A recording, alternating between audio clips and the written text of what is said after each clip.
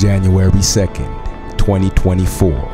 I was praying again in the spirit, and I saw, this time my eyes again were taken to the DRC, Democratic Republic of Congo, and I saw something that I thought I had dealt with.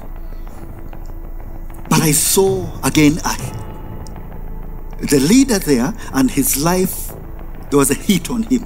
And I needed to pray for him,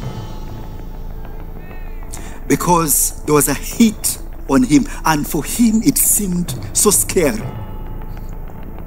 While I was still observing what I was observing there, I saw another man rise up,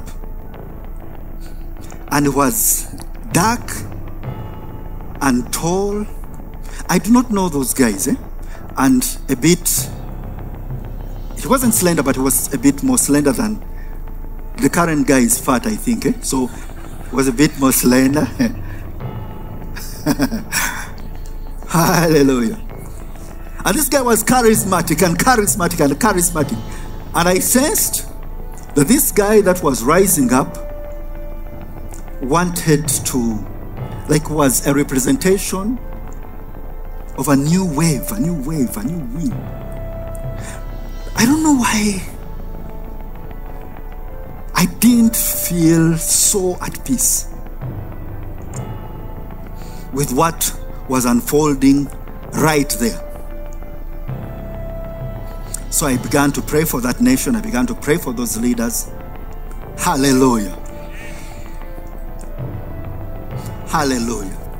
You remember the prophecy I gave about Zimbabwe? I'm just wanting to give you clues and what. You remember the guy who came over and took over? How he was in the wings? Okay, but let's first stop there without making conclusions. 5 months and 3 weeks later, in a startling fulfillment of prophecy, the Democratic Republic of Congo dominated global news with the breaking report of a failed coup and the attempted hit on the life of President Felix Tshisekedi. Let's take you from there to Kinshasa in the Democratic Republic of Congo. In the early hours of the morning, reports start to emerge of gunfire ringing out around the presidential palace. A few hours later, more details start to come through, a coup attempt that had failed according to the country's army. It said, quote, some foreign fighters and Congolese men in military fatigues tried to storm the building. Now, the statement also said the situation is under control. Several suspects detained. There reported to have been 2 attacks. The first on a house of the former chief of staff and close ally to President Tshisekedi in the early hours. Then on the Palais de la Nation, the office of the President of the Republic. Local media claiming the attackers are linked to an opposition leader in exile. Armed men wearing military uniforms stormed the DRC president's office and called for President Felix Tshisekedi to step down. 4 people, including the coup leader, has been killed. The country's army has also arrested 50 others involved in the rebellion, including 3 American citizens. Democratic Republic of Congo, and I saw something that I thought I had dealt with.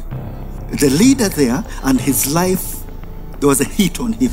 In yet another spectacular display of the power of prophetic preservation, Prophet Elvis Mbonye's prayer over the nation of DRC and its president averted a deadly national crisis, as these rebels' attempt was much closer and far more deadly than the previous coup attempt on President Felix Tshisekedi's life, which had also been prophesied back in 2019 and was thwarted thanks to the prayer by Prophet Elvis Mbonye.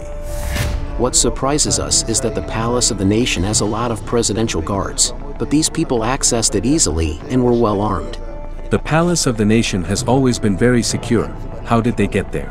What is more worrying is the fact that, these armed men who are linked to foreigners, with U.S. citizenship and Canadian nationalities, they managed to penetrate the presidential defense, and then found themselves within the presidential palace, as they call it, or the presidential residence. It shows, there was some level of violence, that may have been used otherwise, perhaps some level of compromise within the presidential guards. So it's still very early to tell, but it does demonstrate a very weak point in terms of, the renewed presidency of President Tshisekedi, who has just won his new term of office and is even yet to name his ministers. So I began to pray for that nation. I began to pray for those leaders. The prophecy mentions the preservation of leaders, and in a spectacular fulfillment of prophecy, news reports indicate that the rebel masterminds of the coup attacked 3 of the topmost leaders in the DRC government.